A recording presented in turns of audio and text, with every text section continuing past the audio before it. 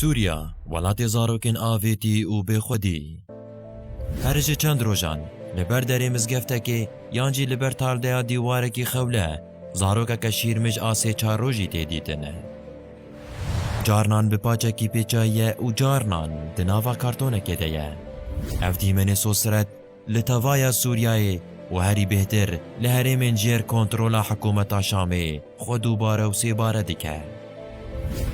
Cara herî talî sehê Nîsana 2022yan zarokeke çar rojî di nav zeviyeke çandiniyê de li gunda warê Hemayê hat dîtine.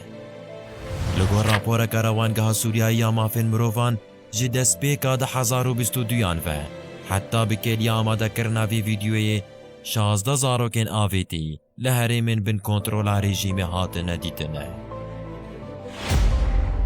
Ev zarokên sêwî berhemên şerî ne. Meseleya avêtina zarokan li Sûriyayê êdî bûye diyar de û ev diyar de bi demê re firehtir dibe. Bi gotina civakna Sûlêkoleran du sedemên bingehîn ên vê diyar de ye hene. Yek jê hejarî û destengî ye. Lewra malbat nikarin bi barê zarokê rabin û wê bi xwedî bikin. Îcarê davêjin devereke giştî ku kesek lê bi xwedî derkeve. Aduyan têkiliyên derexlaqî û dermalbatî ne. Li gora çavdêr û pisporan têkiliyên wiha jî ji ber hejariyê û nebûna desthilateke qanûnî çêdibin û ji adetê zêdetir rû didin. Sedemên vê yekê çi bin jî sersebeba bingehîn şer û krîza Sûriyayê ye ku serê 11 salan didome.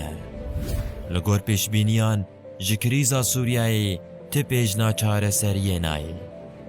Şer hebe hejarî û diyardeyên sosret jî pêretên û her ku diçe civak ji hev dikeve.